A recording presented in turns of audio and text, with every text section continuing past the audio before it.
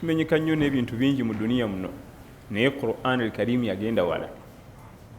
Bw'otunira aya ez'okusiiba bwe yazisengeka arrangement ya ayuha alladhina amanu abange mu abakkiriza kutiba alaykumus siyam mulalikiddwako okusiiba kama kutiba ala alladhina min qablikum nga bwe kwalalika kwabasookawo muleme kulowooza nti mbanyigiriza ne bali nabo nabalalikako okusiiba si mwe mwekka. N'atuwa n'ensonga lwaki mbalaliseeko okusiiba la'allakum tattaqun sobola okufuna taqwa. Kale ate najja atulaga nti mweraliikirira ayyama maadudat nakumbale bubazi. Bwe yabimaliriza etteeka lye tugenda okulaba lye liddako n'atandika okutemaatema amateeka. faman kana minkum maridan aw ala safarin fa'iddatun min ayyamin ukhar. Ebyokulalika okusiiba biwedde kati bino ate ge mateeka gafuga nga tuyingidde mu kusiiba.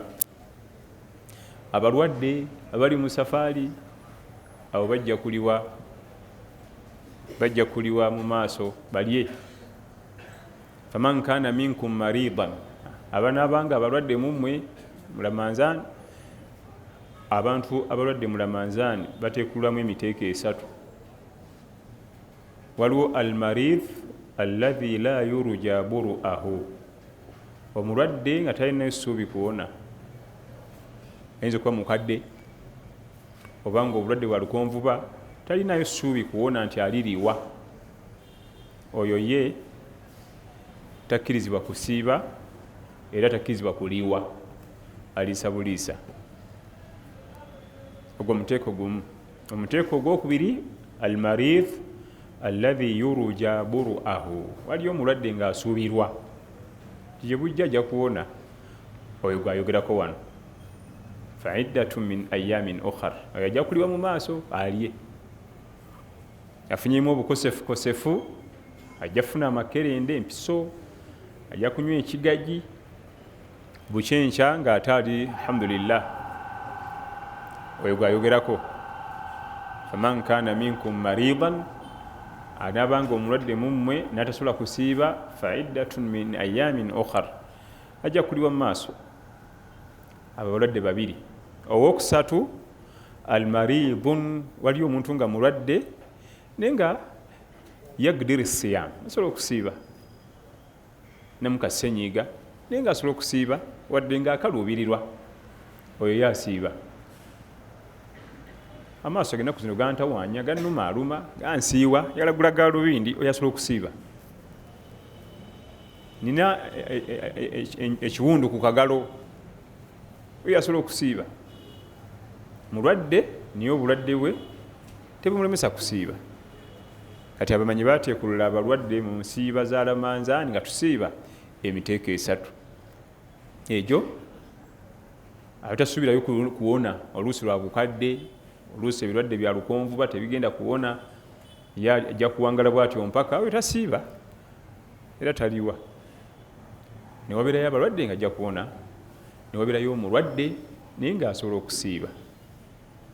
Gye miteeko egiteekululwa Allah bayogerako nti faman kana minkum maridan, abalibeera abalwadde mummwe amakulu ng'obulwadde busobola okuwona alye, ajja kuliwa mu maaso.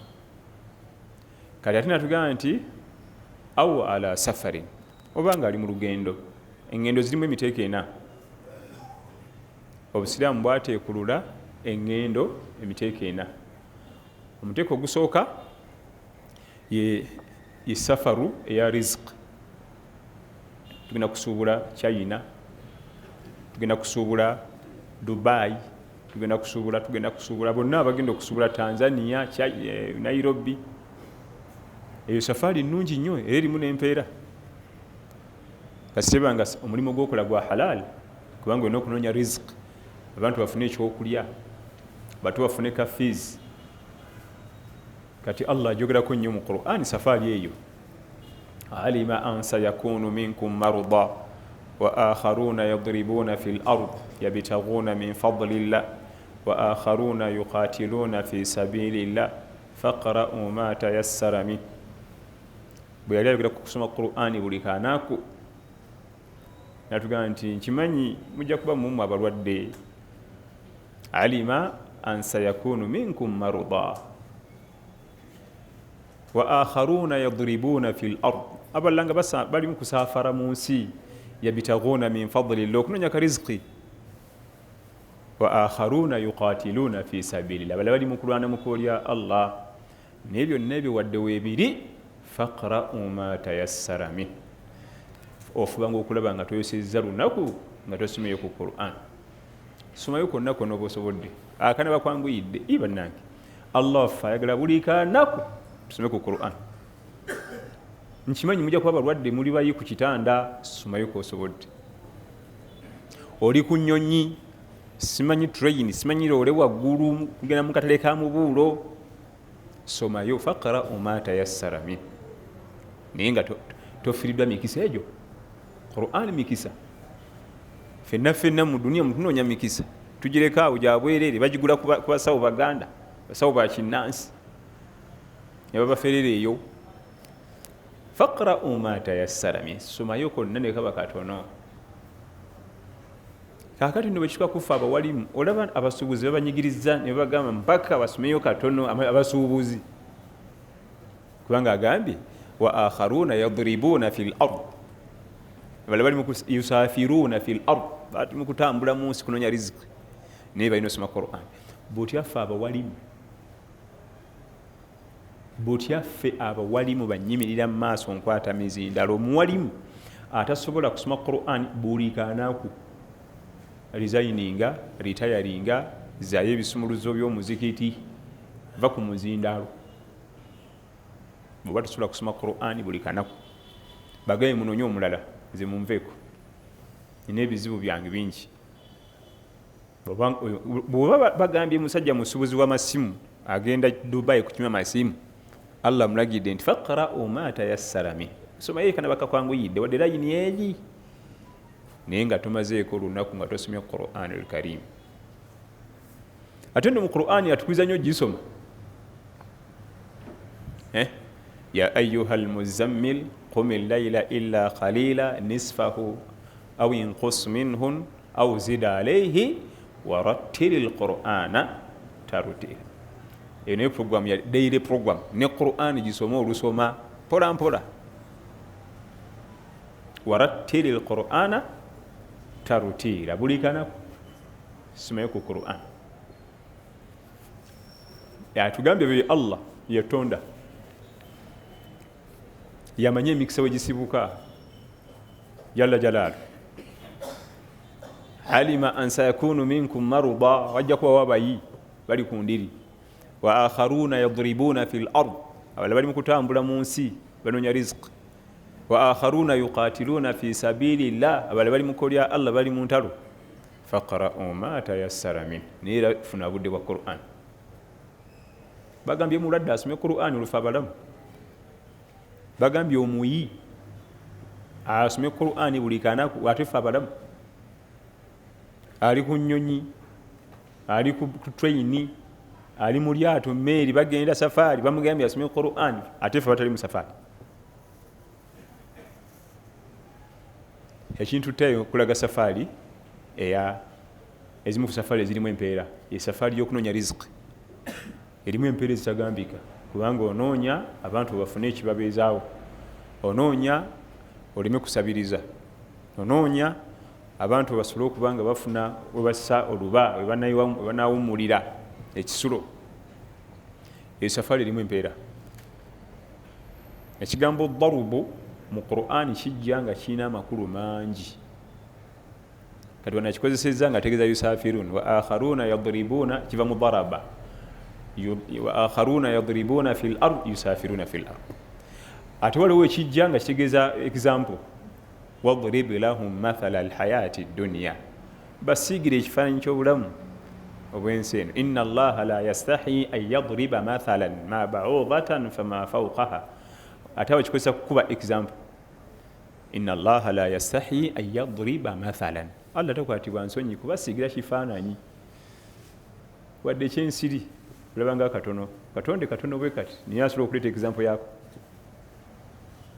kane kijja nga kitegeeza example ate waliwo ekijja nga kitegeeza birala akati nga mu surati nur mu surati nur nga yogera ku bakyala wala yadribina bi arjulihinna liyulama ma yukhfina min zinatihinna wala yadribina bi arjulihinna yali abagaana okwambala bulegingi kubanga ebyokwewunda byabwe bijja kulabika bimanyikwe omukyala yatondebwa ng'alina ebyokwewunda bya miteeko ebiri waliwo ebyokwewunda Allah byamutonderako ku bode ye nga byakwewunda bye ng'omukyala ne wabirawo ebyokwewunda byayongerako ng'ebikomo by'omuwendo ebyokumatu mu bulago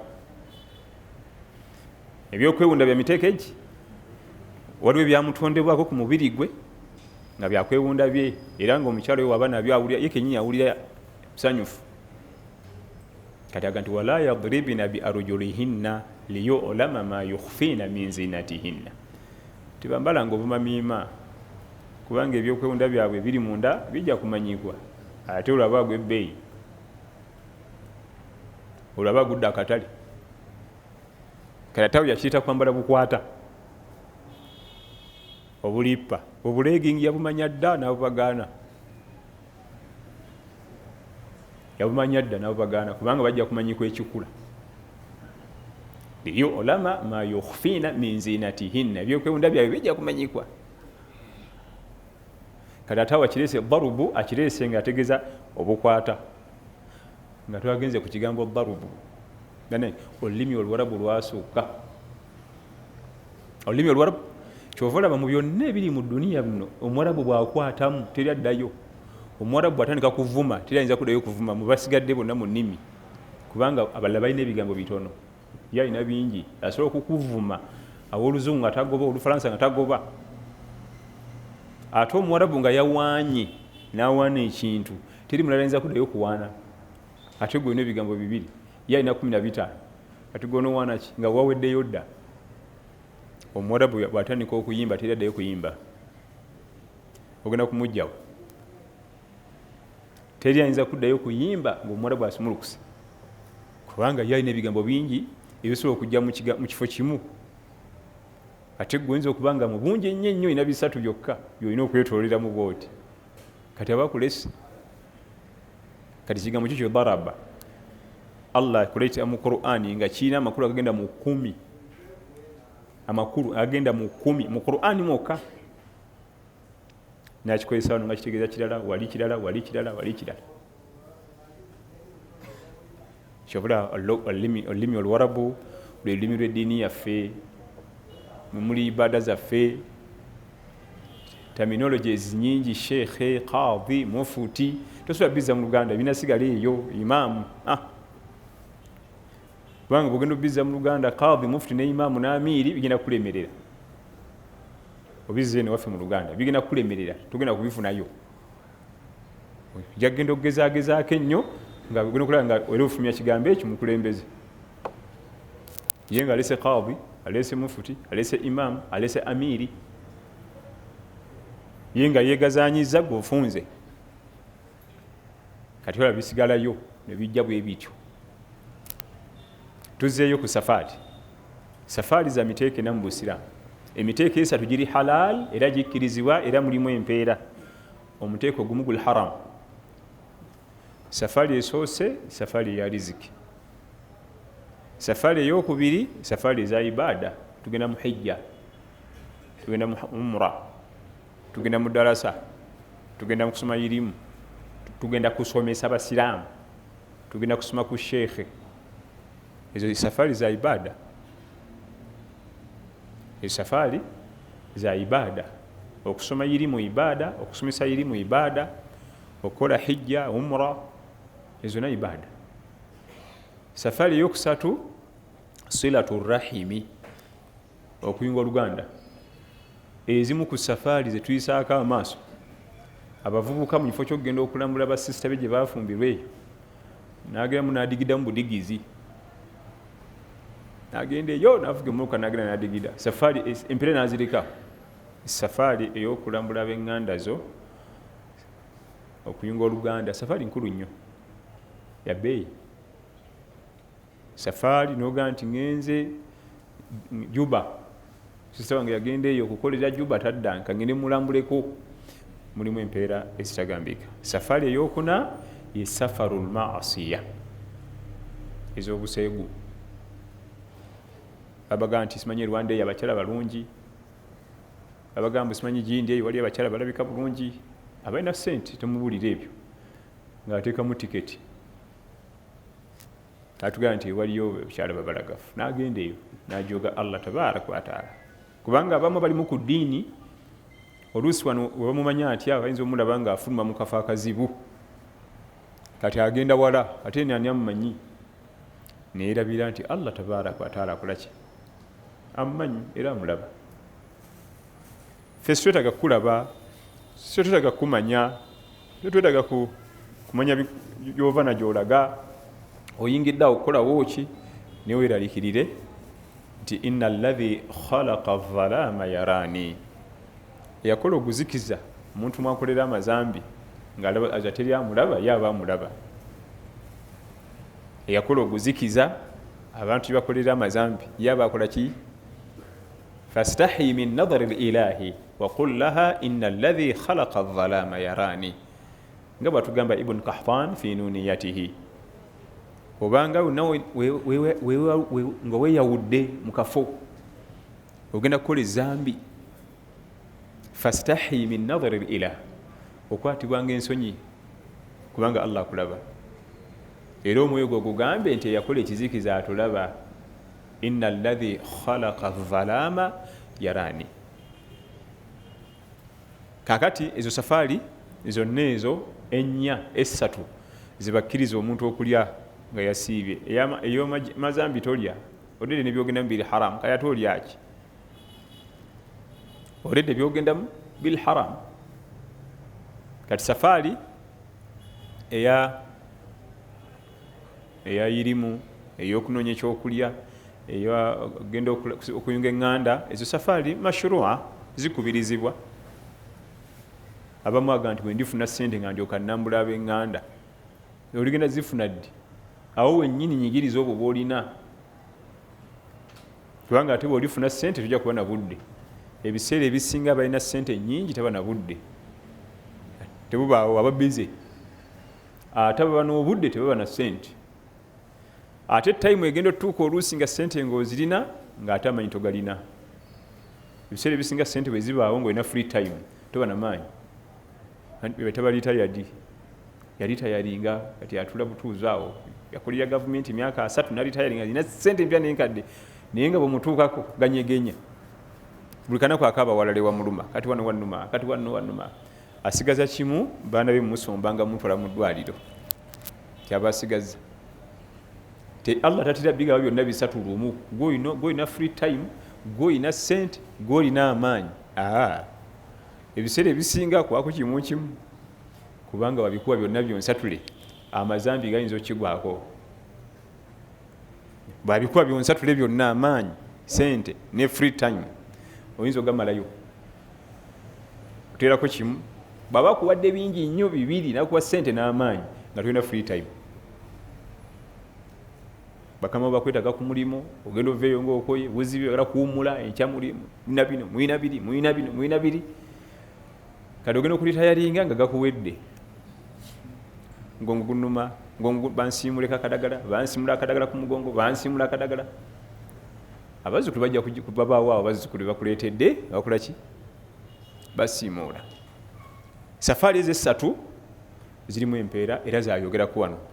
Ng'abamanyi batugamba nti waman kaana minkum maridan aw ala safarin fa iddatun min ayamin ukhar. Abalwadde nga bwe twalabye, n'abali mu safari nga bwe tubalabye, bo bakkirizibwa okulya mu mwezi ogwa Ramadan, bajja kuliwa mu maaso. Okuliwa kyeki? Al-qada. Ibada zaffe zirina emiteeko esatu bwe tuba tuzikola. Tulinawo al-ada, okugikola mu budde bwayo bakita ada. Esswala ogisala mu budde bwayo bagita al-ada. Ate ne wabeerawo al-qada, okuliwa. Okuliwa kitegeeza kukola ibada ng'obudde bwayo buweddeko. Bwe buba bukyaliko batoliwa. bwe buba bukyaliko oba toliwa. Kati ng'omuntu okujja ku masjidi nga bamaze okusala katugambe dhuhur bamaze ogisaala n'oyimuka wali osala oba toliwa kubanga obudde bwa dhuhuri buwanvu. Salati dhuhur erina obudde buwanvu, salatu lasir erina obudde buwanvu, salatu lisha erina obudde buwanvu. Ezo eswala esatu mu swala eza wajibu zirina obudde buwanvu. Bagita wajibun muwassa, wajibun muwassa. Swala ezo zikkakatako niyo obudde bugazi. Ate magaribi ne subuhi wajibun mudayyaq, zo ziri wajibu niyo obudde bufunda. Kati bayita okuliwa ng'obudde bwa ibaada buweddeko. Bwe buba bukyaliko oba toliwa, wadde banno bamaze oba toliwa, oba ku ada oba okola bukozi ibaada. Qada ng'obudde bumaze kuggwa. Bwe buba bukyaliko kati tulinayo kye bayita itimaamu, ekyo kyali kiri mu ssala. Tulina kye bayita itimaamu ng'okujja nga wasaddeko era akabbiri ku salatu lisha n'otwegattako. Imaamu bw'atoola salaamu n'oyimuka, kyokola si qada, itimaamu kujjuza. Era nabbi bwakyogera mu hadith, fama faataakum fa atimmu. Yali agamba basahaba ridwanullahi ajmain, idha ataitum ila ssala, bwe mubanga mujja eri essala temudduka temupakuka. Basahaba bagenda ne bawulira Qur'an nga nabbi asoma Qur'an essala etandise ne bajja emisinde n'akibagaana. Idha ataitum ila ssala, bwe mubanga mujja eri essala fa atuha wa alaikum bisakina, mujje nga muli batebenkevu ku peesiyo, tobuuka migga tobuuka biswa, mpola mpola.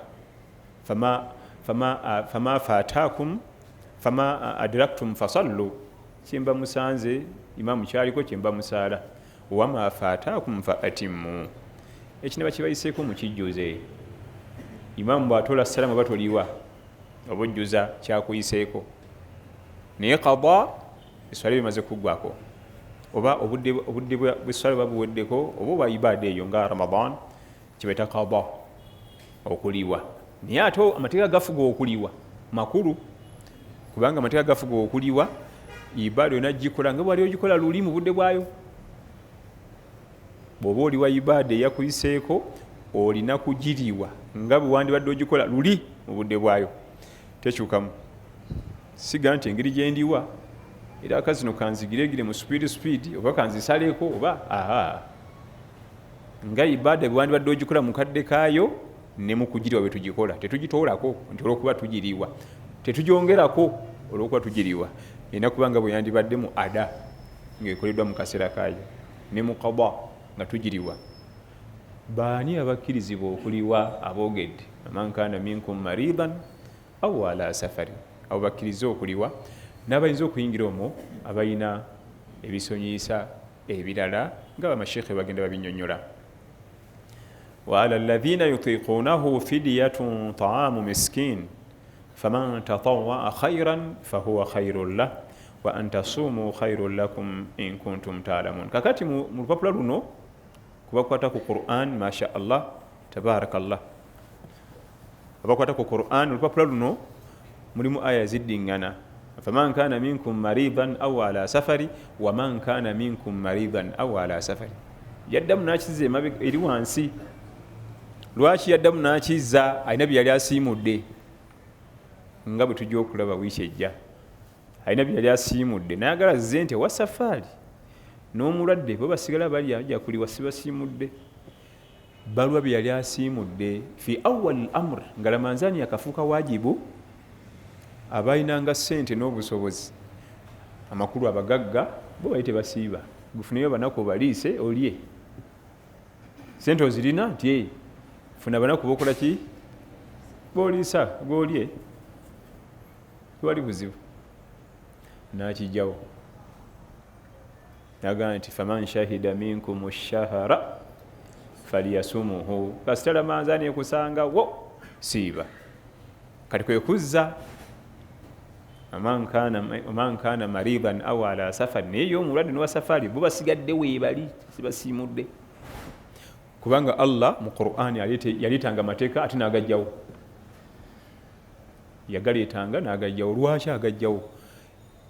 Oluusi teyayagala nkuleeta tteeka lumu nga lijja tuzitowerera, nasooka aleetako kitono, era n'omwenge teyagugaana lumu, baali banywi balungi, teyagugaana lumu, yajja agusala mpola.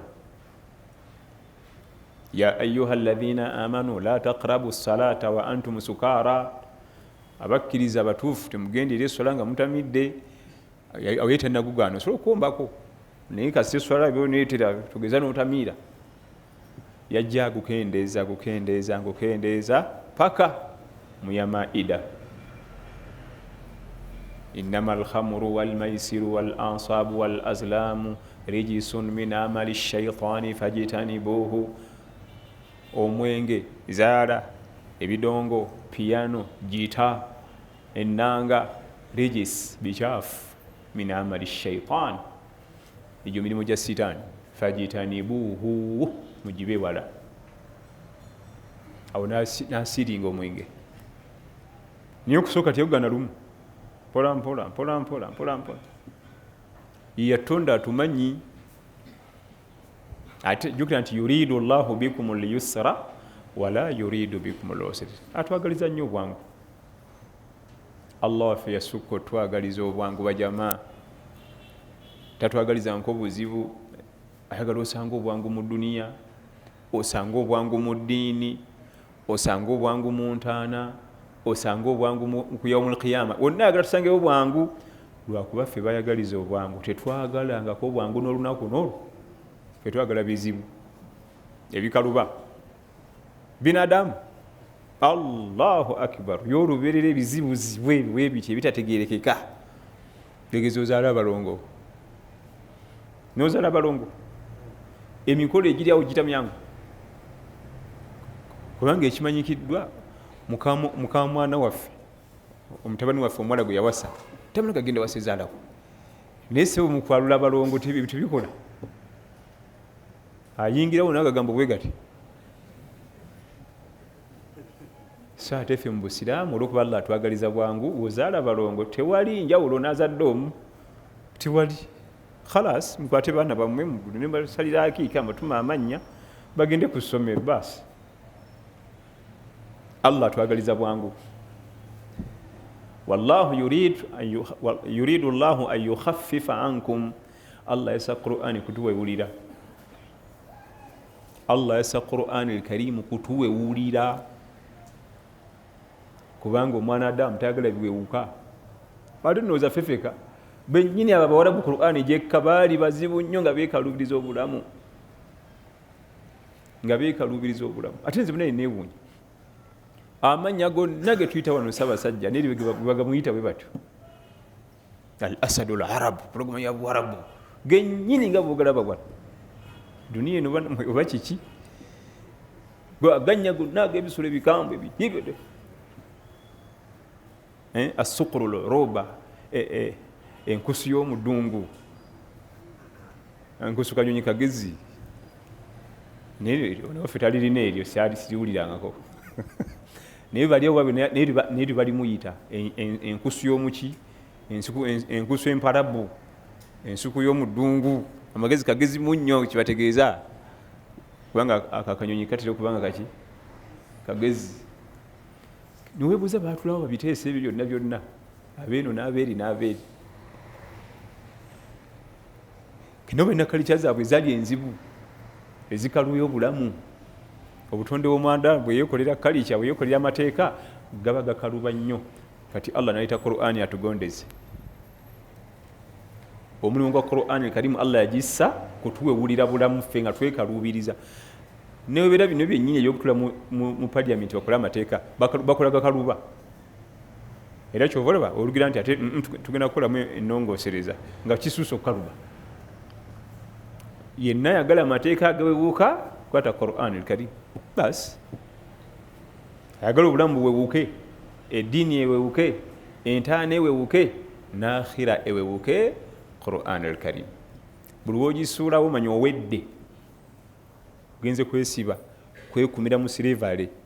Sa Allah tabaraka wa taala tusobozesa okukwata Qur'an al-Karim hifidhan wa tilawatan wa itqanan wal amalu bihi ogikwata mu mutwe ogikolerako ogisoma nogiramuzisa biidhnihi tabaraka wa taala. Ebyo tusobodde okwejjukiza olunaku olwaleero insha allah. Akadde akasigadde nja kusaba tukaganyirwemu mu bibuuzo ebitonotono. Kakati ebiba bita bibamba, ebibamba ebizibu ebiba birumbye eggwanga nga ensozi okubumbulukuka, amataba ne bukya ku makyambu ekibuga gundi kyonna kyayidde ne kiggwawo. Ebizibu ebiba bizze nga bisuse ku mbeera eza bulijjo. Ebirina essala, tulina essala gye tusaala n'okwegayirira Allah kubanga wabaawo amazambi agasusse nga Allah anyiize. Wama nurusilu bil ayati illa takhwifa. Ebintu ng'ebyo Allah bituweereza mufa tutiise tudde gyali tuve ku byonono nga bw'atugamba mu suratu al-Isra. Ekyokusiiba sikimanyi oba kikirizibwa oba tekikirizibwa, naye sijjukirayo wonna nti mina salafu salihin kyali kibaddewo nga bafunye ebizibu ne bagenda mu kusiiba, simanyi. Wabula kyenjukirawo awo sala, tusaala essala ey'ebibamba efaanaganako n'essala ey'okusiikirizibwa kw'omwezi. Wallahu alam. Naam. Agambye ennaku zino ennyumba ze bazimba bagatta ekinaabiro ne toyireti wamu. Tulimu njagala kufuna wuzu edduwa ne basimala bikola ntya? Ennyumba ezo nnungi nnyo naddala mu ddiini yaffe ey'Obusiraamu, zikuma bajjati baffe nga tebagenda wabweru mu binaabiro, simanyi namba 4 ne namba 6 ate oli ne namba 10 aveeyo. Inshallah tujje ku mizigo ya Rabbi. Kyala ali mu jiribaabu ate agenda kunaaba ayita ku mizigo 12 n'alyoka atukere ku kinaabiro. Kyokka ate akajja akagala ekinaabiro yettawulo yennyini. Oliti inshallah tunyweze ebiyigo ebiri mu nnyumba eziba zita washrooms, size ziri toilets ziri zaffe pit latrine eba n'ebyayo byonna. Eno washroom bwe tumala okukolerawo emikolo wanaazibwa ne gigibwawo ne gigenda. Wabula bw'oba oyingirayo osoma eddwa ey'okuyingira emmanju, bw'oba n'ofunayo ne wuzu ne basimala nayo eddwa yennyini ey'okufuna wuzu ogisomere bwerulumu byonna mu advance. Kati olyoka oyingire ogende onaabe bw'omaliza ofune wuzu ng'eddwa wazimaze edda zonna okuva wabweru, so si kusomera munda. Nziramu ogenda kunaaba n'okumala ebyetaago byo n'ofuna wuzu ey'essala, eddwa eyingirayo n'efuna wuzu yonna zisome nga tunnayingira, kubanga eri munda tetusomerayo dduwa ezo. Naam. Nagamba nsaba kumanya mu byafaayo balaga maama waffe Aisha yakola ejje ne lirwanyisa Ali. Ayagala kumanya nti agamba nti emboozi eyo abashiya bagikozesa nnyo. Agamba nti nsaba kumpa bulamu ku ngeri ebyo byaliwo mu biseera bya fitina. Aisha radhiyallahu anha yalina sijje nti balikola eriryawo bataliyani oba nankani, wabula Aisha ekigambo kyeyaliko waliwo bali bamuwagira nga bali ku saidi ya Aisha ne Ali ibn Abi Talib radhiyallahu anhu nga waliwo bali ku saidi ye. Naye so si nti kati oli akoze ejje liryawo alitendese likugu n'oli naye alina erirye. Ebyo byaliwo ku mulembe gwa Ali ibn Abi Talib radhiyallahu anhu, naye nga abatabulatabula balabi ba Busiraamu, era ne wabaawo okulwanagana niyo oluvannyuma ne kuteekebwa mu nteeko. Olwakuba kisaana kusoma mu bujjuvu bwakyo, naye nga byaliwo. Maama Aisha radhiyallahu anha natunka mu Luganda babba, kubanga Ali muganda wa Nabi Muhammad sallallahu alaihi wasallam. Ate byewuunyisa ate n'abamukoddomi, kubanga ate Ali awasa maka gani ga Nabi Muhammad sallallahu alaihi wasallam. Naye nga waliwo entalo niyo oluvannyuma ne babatereeza, naye waliwo okulwanagana. Ate nova wumpitewo n'emiramu ne giga ku ttaka awo, kubanga baba nga bakugu nnyo mu kulwana abo boolaba. Ate abazira abatatiitiira oba ebitala bivaayo biveeyo. twemale tulabani musajja wano nebyo byali biseera bya fitina wabula ebyali mu abo tolamula nti oba Aisha yali omukyamu oba Ali majara bayina sahaba ebyali wakati w'abamasahaba ne bamasahaba ba Nabbi sallallahu alaihi wasallam toteekayo kiikyo kati nga gwani ayogera ataweza na juzu 2 mu mutwe boyogerako bamanyi n'hadiisi 50 mu mutwe gakola ki ng'otandikirawo okwogera kyoyinza okwogera ne bakukkiriza bya mipiira awo nabo basirika ebyemipiira ne Ukraine awo oyogera n'owegazanya nabo ne basirika kubanga nabo tebakutuuka mu ebyo bweziba amabaluwa oba olina diguli mu byemipiira ne politics ne economy nga bwe zigwa ne zirinnya n'ebyeddiini tokkiza kulamula nti kati nze okusinziira mu magezi gange sincerely speaking ono Ali yali mukyamu wano igwe okwate Ali ensobi gwe okwate Aisha radhiyallahu anha ensobi era kyolaga emisomo egyo bwegiti egimu giba ku level za wagguluko waliwo ebimu emisomo egimu nga twamulaga gigaba ojja gisanga ku thania thanawi eri ku secondary ngontera okumalako secondary senior 5 senior 6 amaze okugaziwa mu irimu kubanga oba wakasooka oyinza okutandika okulamula waliyo ebifo ebyetaba madain saleh biri mu Saudi Arabia ewali ebyasigalira byabathamud olwazi yali oba yakola mu kikopo nga kikola mu lwazi jjukira niwe ekiba kyagwawo enkuba tekyonoona amazzi musana bina kibeerawo emyaka n'emyaka naye bw'ogendayo tokkizibwa kuseka tokkizibwa kunyumya batwalayo batalabatul ilm bwamala okuyitawo nabagamba olusenyi lwe mululabye nti awo Abraham n'enjovu ze bwe basigala temuyitangawo nga muniigiina waliwo obusungu bwafiikira kandi bafiirawo na gye bafiira eyo waliyo obusungu bwafiikira buli mu nnyanja omwo bwegazanya bwesoozasooza usanga nga oli omwo oniigiinira omwo baasi era omuzungu yeebuuza lwaki TDC nkambwe ffe tumanyi lwaki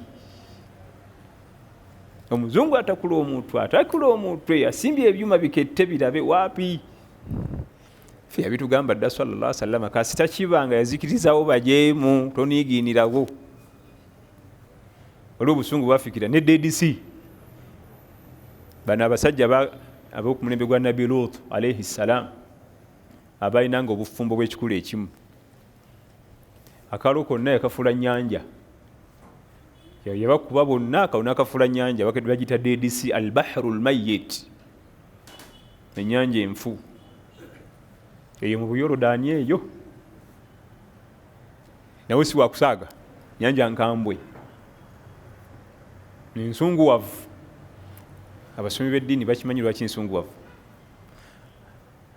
abanoonyereza obunoonyereza baga nature yanyiize nature yatabuse salla tusaasire ya rabbi naam amagamba nti wenja muzikiti okusaala fajiri nensigalamu okusaala duha okufuna empeera za yidda nemukulaga olukusomesa naye wakati awo okulinga duha nenfunamu haja nenfubamu okufuna uzo empeera nsigala nzifuna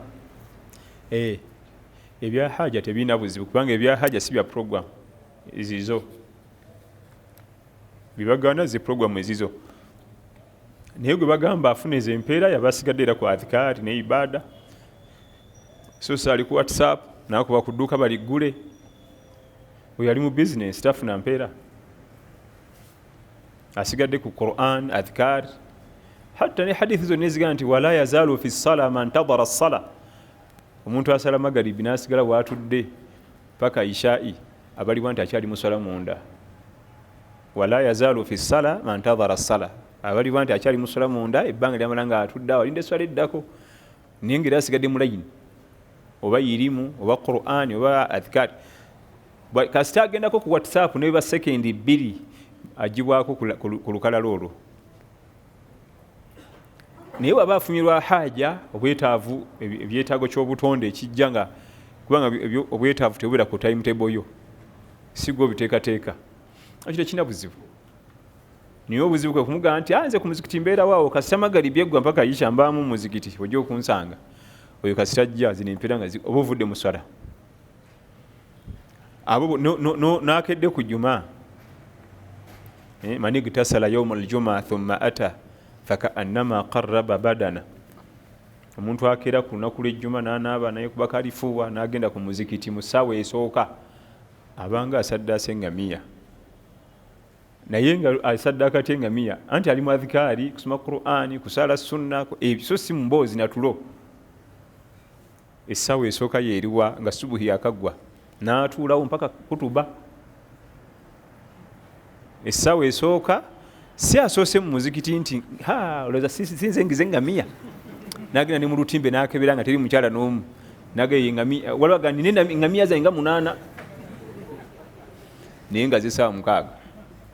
Akadde akasooka ke kadde akasaliramu salaati duha, amakulu ng'enjuba yakavayo bweti nga subuhi yakaggwa. Ku lwaki omuntu oyo okutuula awo okuva awo mpaka kwaziina salaatul jumaa, ibaada z'abakozeeko obukozi zakuno, fakaannama qarraba badana, abanga asaddaasa engamiya. Kubanga jjukira nti engamiya tebagisaddaaka, tebamala gagisaddaaka.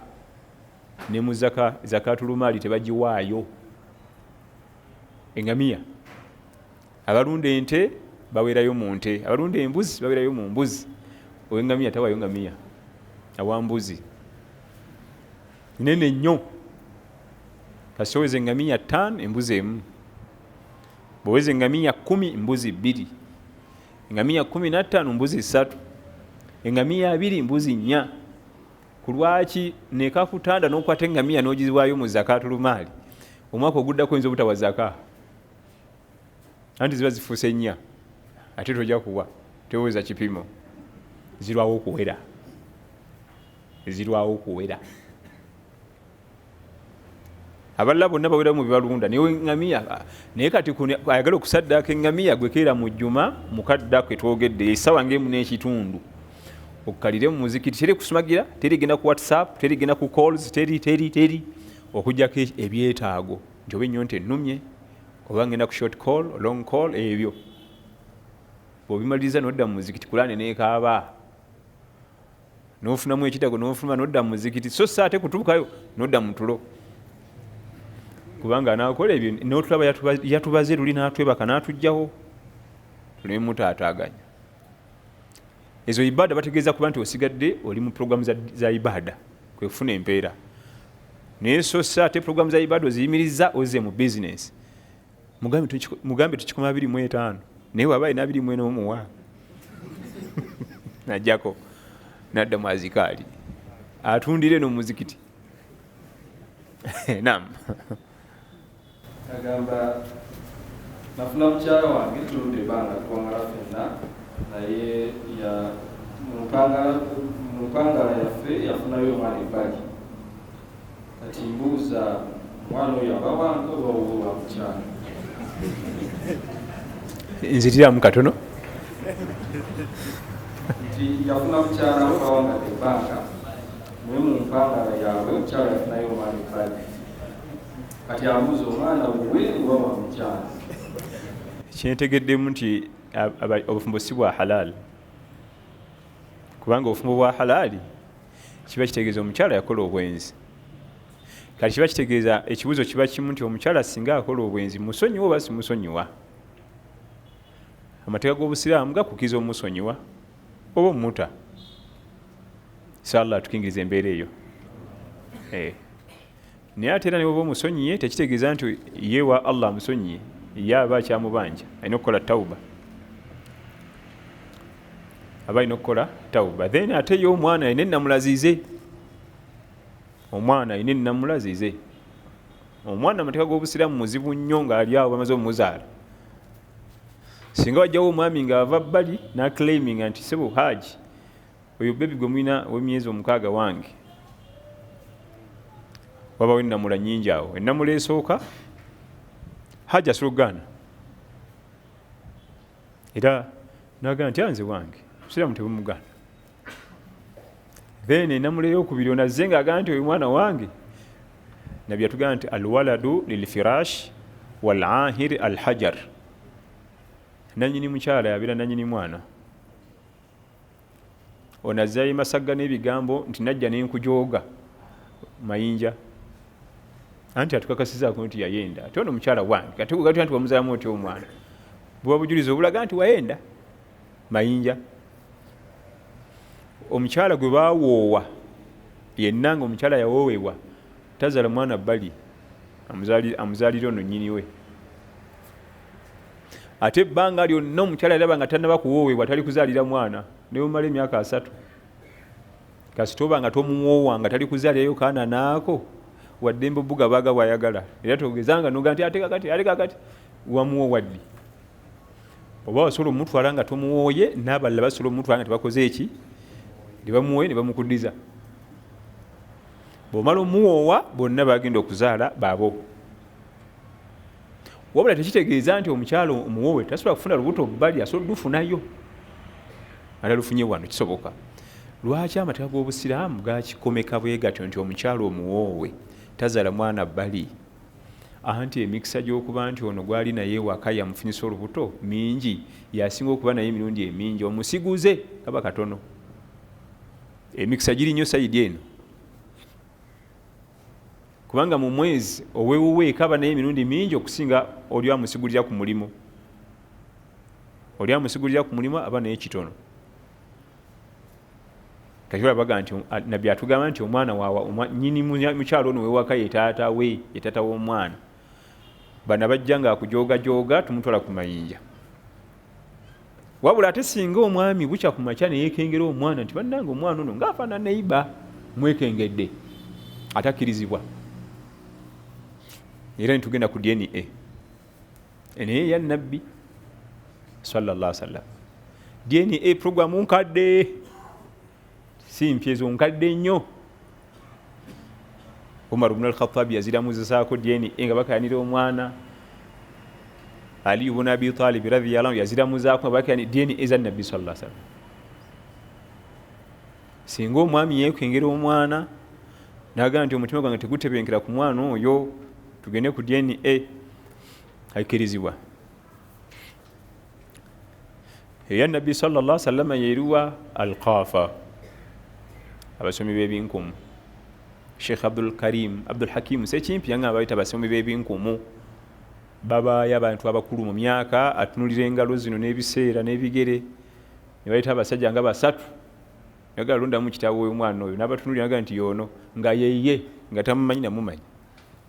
Tunulira ngalo zino n'ebigere n'atunulira n'omwana. DNA ya Nabi Muhammad sallallahu alaihi wasallam wabirayo abantu nga Allah yabawa knowledge eyo. Ate babangawo wanedda mu Buganda nga bazaala akaana mu kika mutwalire jjajja walabe agira bugizi kubige nti ono waffe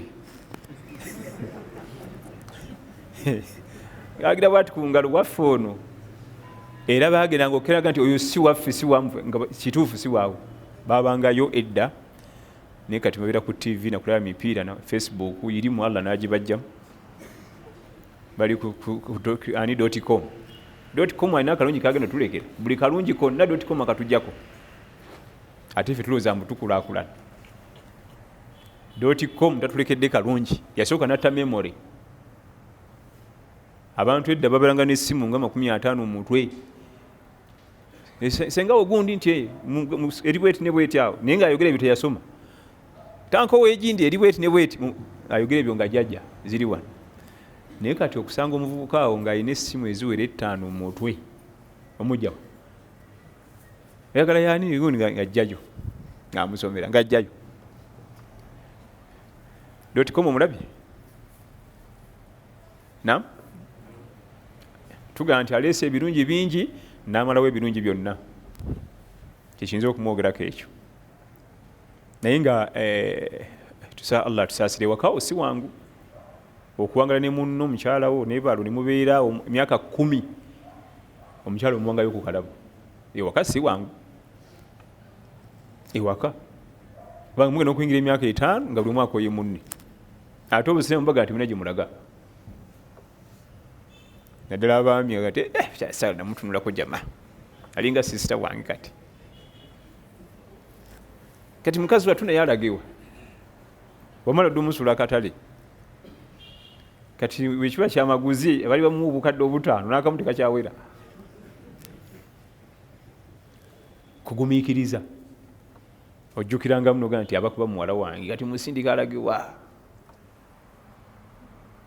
naye bwogumiikiriza nemuyitawaawo n'ogumiikiriza nemuyitawaawo kubanga ku myaka 5-6 abantu batera okutamwa era ebiseera ebisinga osanga batunko babuuza muli myaka emeka kati guno gwa 6 gwa 7 mumanya nti ye periodi kati wekiyitira okuyiikira nekabatanda nemujja muyitawo nemuyingira omwenda 10 ate muddayo emabega nemuddamu nemukwatagana ate then ekyo nekiddamu nekitambula bupya naye akakaseera kekamu ku zooni zeziri dangerous abantu basinga ku myaka kasita giwera 5 ntandikwa gw'omukaaga gw'omusanvu batero kiyiwa noli akooye nona akooye njala kufuna kati new face new programs new biki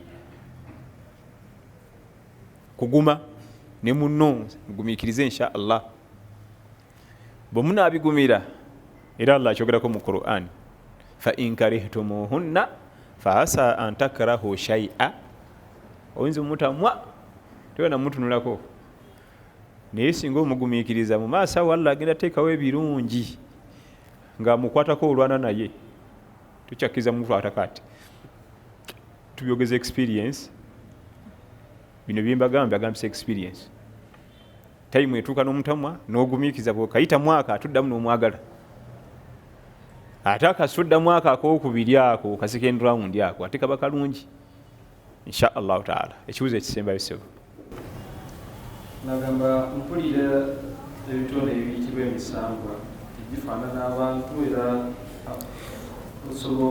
abamu bagifuna bakyala baabwe abamu nga tebamanyi nga gibeegombye agamba ebitonde ebyo majini oba shaitaani ekyo ekitonde kiri kimu kyakika kimu majini lwakuba ffe tubijjamu amannya mangi naye majini simanyi biteega mayembe misambwa mizimu ebitonde byebimu kiri ekitonde kimu ge majini ebitonde bya Allah bibayita majini Allah yabiwa obusobozi okwekyusa ebitonde ebirala byonna Allah yabiwa obusobozi okwekyusa ne bamalayika yabawa obusobozi okwekyusa naye ffe teyatuwa ebitonde ebirala yabiwa naye bamalayika bo yabawa obusobozi okwekyusa bakyukira mu kifaananyi kimu binadamu kubanga kyekyebbeeyi tebakyukira mu ngo oba omusota nti malayika egire mu musota abadan bo basukira mu kifaananyi kimu kya binadamu kubanga walaqad karramna bani adam binadamu namukula nga wakitiibwa era ebyafaayo byonna ebijja mu salafu salihin nga bamalayika beekyusa bagiranga muntu so sinetulaba empologomaawo kirabwe ti ate neefuukamu ekiswa nti ate badde malayika mashayatin ge gakola ebyo kutiisatiisa era kyolaga gakyukira nnyo mu bifaananyi ebitiisa bemba musota kubanga omusota kitonde kyantiisa ngo bazanya n'engo ezanyika nayo kubanga buli kyerina ku mubiri kyabulabe ekibatu kyayo mulimu byakulwanyisa amannyo gaayo buli kyerina kyakulwanyisa kati ozanya nayo oti era byetumatuma amannya g'ebyo ebisolosolo ebyomutawana usanga alina akaliba k'engo kati obuzoba yakajjayo ati agitta kasaleko kubanga tetika kati kutiisa naye ffe n'atatuwa kwekyusa era nabbi n'atugamba sallallahu alaihi wasallam nti alkalbu l aswad shaitan embwa enzirugavu sitaani embwa enzirugavu shaitaani ku lwaki shaitaani olwokuba yeekyusiza mu gasolosolo ago buli weyeekyusiza mu kifaananyi ky'embwa yalonda black color kyabagaga nti bwewegirabirako wonna mayinja bwe yeekyusiza mu mbwa eba mu kala ya black sallallahu alaihi wasallam n'atubbirako kubanga yeekyusiza mu kisolo ekyo neba mu black color era nebyekusala mu maaso swala ebanfu kubanga shaitan